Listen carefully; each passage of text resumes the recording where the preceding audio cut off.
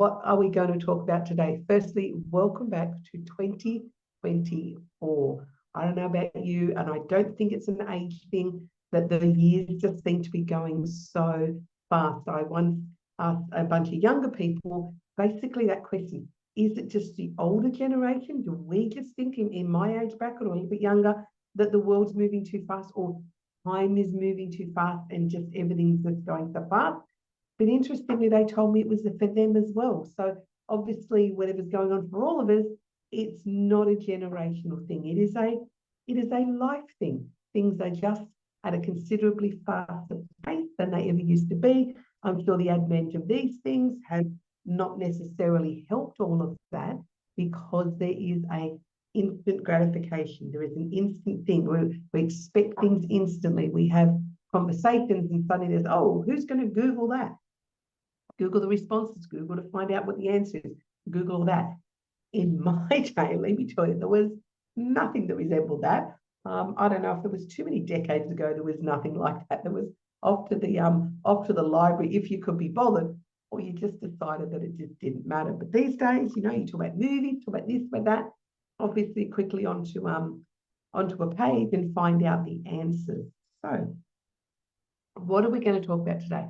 I want to talk to you about intentions. There is so much pressure for people to have had their goals all done by this time of year. I haven't done my goals for the year. I haven't finished them yet. What I love to start with is I want to start with intentions, and I want to invite you to rethink your goals. And here's the reason why. I've got a couple of bits on my page that I want to share with you. So when you start to think about intentions are, certainly for me, the way I frame them up, what do I want to feel?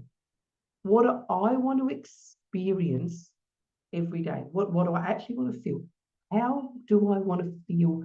Not necessarily when I get my goals, but what is it my intention? What am I going to aim for this year that's a little bit more open than goals of having to be? Because I don't know about you, when I have goals that I can get very, very caught up in the action, very caught up in the doing and the busy and the striving and the hustle. And I'm a little bit tired of all of that, quite frankly.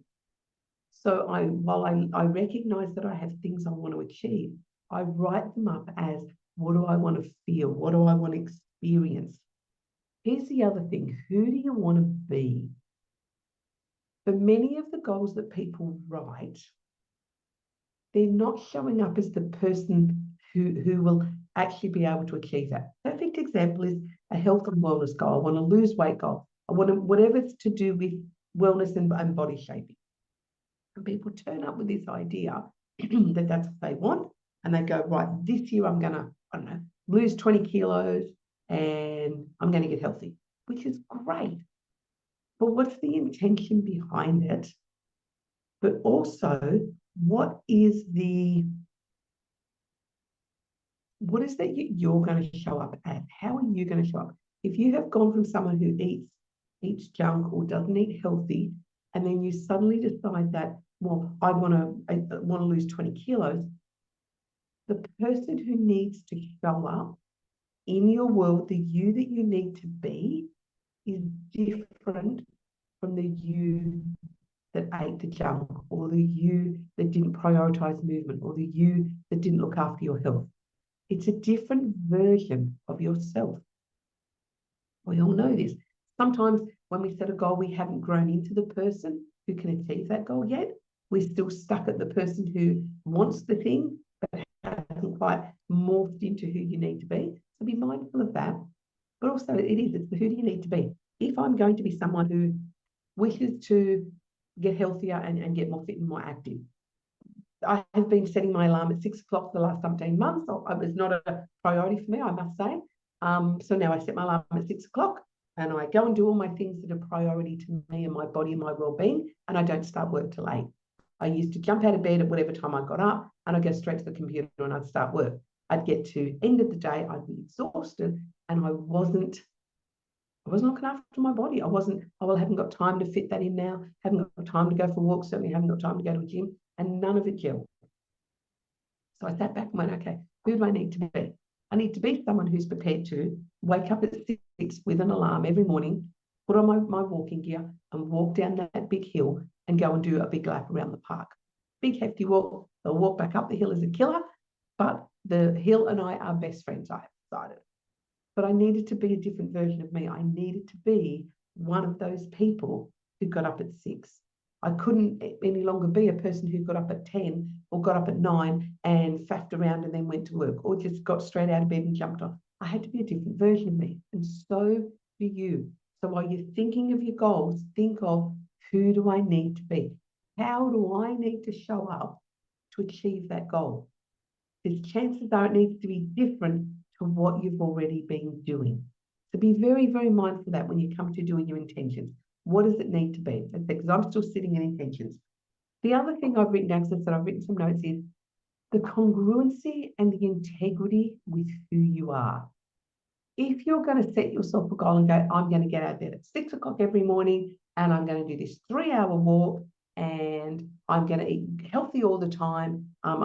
Junk's not going to pass my lips, nothing packaged, no soft drink.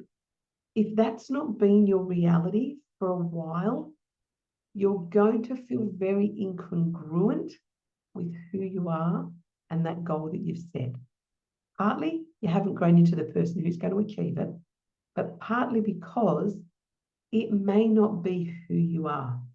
When we're setting our intentions and setting our goals, you've got to be true to you. Now, in my younger day, would I have set my alarm at 6 o'clock and got up and done the exercise? No, it was not something that was a priority to me. When the children were younger, when my children lived at home, it was not something that was going to happen. I wasn't going to be getting up at 4:30, 5 o'clock to go and do all this workout and stuff and make all that happen to be ready in time for when they woke up at 6. It just wasn't who I was. So there was no point me setting a goal that aimed towards doing that when it was just not the person I was ever going to be. Was I going to be someone who went to the gym and lifted weights and did pumped iron for an hour? No, it just wasn't. But was I a person who was able to get up and prioritize going for a walk and being able to eat healthy because I've flipped my diet around? Yes. So I want you to look at your goals and think from an integrity and a congruence of who you are perspective. I'm not suggesting you can't grow into that person. What I'm suggesting is look at you now and be realistic. Often the steps need to be incremental and slow and transformational changes, not just a whole life overhaul.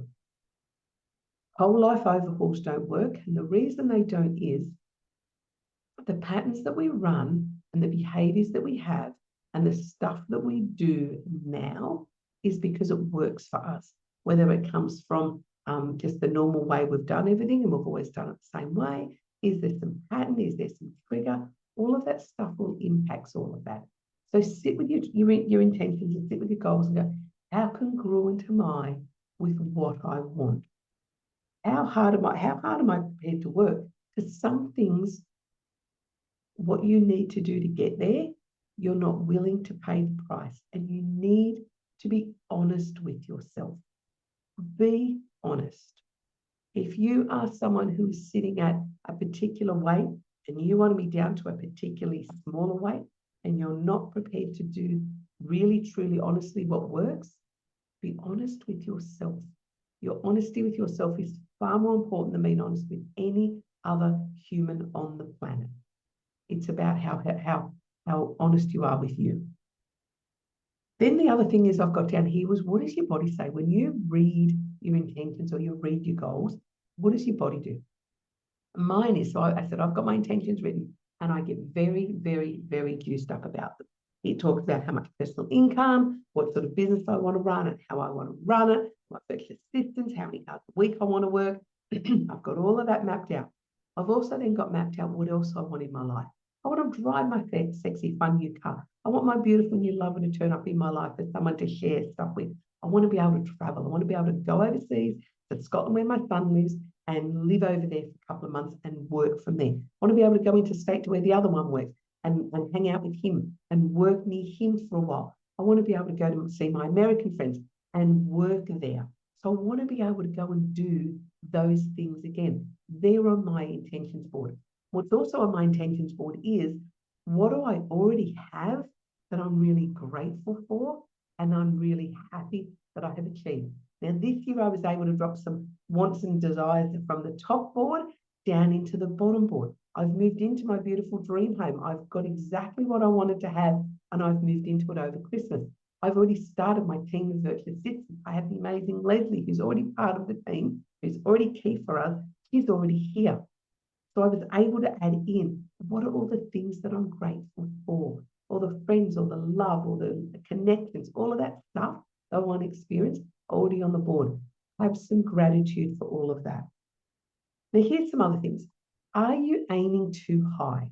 Realistically, be a realist of who you are, the hours you've got, so the resources, the time you're willing to commit to what you want. Is the goal just too high? Are you just aiming too big? Be honest with yourself. Again, go back to congruency, go back to authenticity. What is my body saying about this? If your body is in absolute panic, maybe you need to refine it. Maybe you need to rethink it. So I've just brought you one of my favorite things is, and hopefully it's going to look the right way. Set a goal so big that you can't achieve it until you grow into the person who can. Keep that in mind. Set a goal so big you can't achieve it until you grow into the person who can. And the key there is growth. Don't sit there in, oh, well, I'd really like that, but I'm not prepared to do anything about it. Or because now my goal's too big, too hard. Who do you need to be? We're circling back around to the beginning, remember? Who do I need to be to set that goal so high? And how do I grow into that person? What steps do I need to take? And this leads me to the next part. We're going to do some tapping together. What blocks do you actually need to clear? What blocks do you need to clear? You could do tapping on your own. You may want to do tapping with a practitioner such as myself. But it really is important to look at those intentions, gauge what the body says, excitement, fear, nervous, joy, whatever it is, gauge what that is, and then figure out what the block is, and let's get rid of the block. So I'm going to do some tapping with you, and we are going to tap on the fear of the new me, because quite often what will happen is we step into a place to go, right, this is what I want, this is what I'm going to do, and then there's this element of, because it's all of your thoughts coming in, all of your doubts coming in, all of the past programming coming in, all of the stuff from before, all coming in, that's going to come in and start to trip you up when you start to work out what you want. So do some tapping with me on this.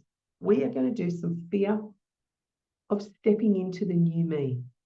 So even though, I should say, those of you who are new, when I go silent, you're going to tap along. You're just going to repeat exactly what I've said. You're going to echo me. If other words pop in, use them, but basically echo me. So even though I've set my intentions and I know what I do want, my body is reacting. But I deeply and completely accept myself. Even though I've set these intentions, but my body is reacting so strongly, deeply and completely accept myself. So even though I have these really strong body reactions, these sensations coming through, when I look at what I want to achieve and experience and feel, I'm going to deeply and completely accept myself. Now we're just going to go through the points. This fear I have of this new me, this fear of change, this fear of what it might mean. What's the price I'm going to have to pay? How much do I really, really want this? My body is reacting. My body reacts so strongly. All these reactions to my desire to have more. I think that it's fear. This fear of who will I then be? Will I like the new me? Will everyone around me like the new me? Will I be accepted? Will I be rejected? What will happen when I do these changes? What will happen to my current life? What will happen to all the things I currently do? How will it impact all of those? I have this fear in my body of what my new life might look like. I have this fear in my body of what the new me might look like. I have this fear showing up, this fear coming through my body. It doesn't feel true, and it doesn't feel right. I'm not sure if I can achieve that because I've never done it before. So I have all this fear, and it runs through my body. I'm not exactly sure what to do with it. But now we're going to swap it up. We're going to start to talk in the positive space. What if I could just flow? What if I could just allow? What if I could give myself permission to try on this new me? What if I could put it on like a new coat? I could see how it fits. I could see how well I like it. I could try it on for size. I can be willing to be very gentle with myself. I can be very kind to myself while I figure out all this new stuff, while I step into the new me, while I step into this new life. I don't need to take a running leap. I can step in gently. I can step in kindly. I can give myself permission to feel. I can give myself permission to be a little bit afraid. I can give myself permission to do what's needed to do, despite feeling afraid. I can calm my body. I can just breathe. I can feel into this because I can have the life that I want. I can have the life that I want. Whenever I want, I can have. I've done it before. I can do it again.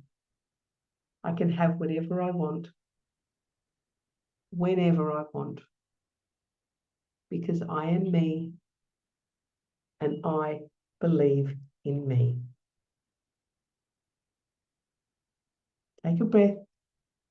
Feel that energy starting to shift and move. Know that you can have what you want. Feel into it with my little suggestions here. What are your intentions? What do you want to experience and feel? How congruent are you? How integrous is that with you? What does your body say? And then clear away any of the doubts, any of the negativity, any of the little voices in your head that say you can't. Clear them away, clear the triggers, and watch 2024 skyrocket for you. I'm going to wish you much love. We are putting the finishing touches on our trauma training. So we will be bringing that to you very, very shortly. We were very focused on that last year of being able to have lots of conversations about trauma with you. And now it's time to actually open up the training doors. So that's all very exciting. So I will see you next week. I'll ask Leslie to pop a link if you are interested in the trauma training. Get yourself onto the wait list. And we will get this this up and coming and rocking. 1st of February, it actually starts, the training itself. So I will see you all next week. Much love to you. Have a great week.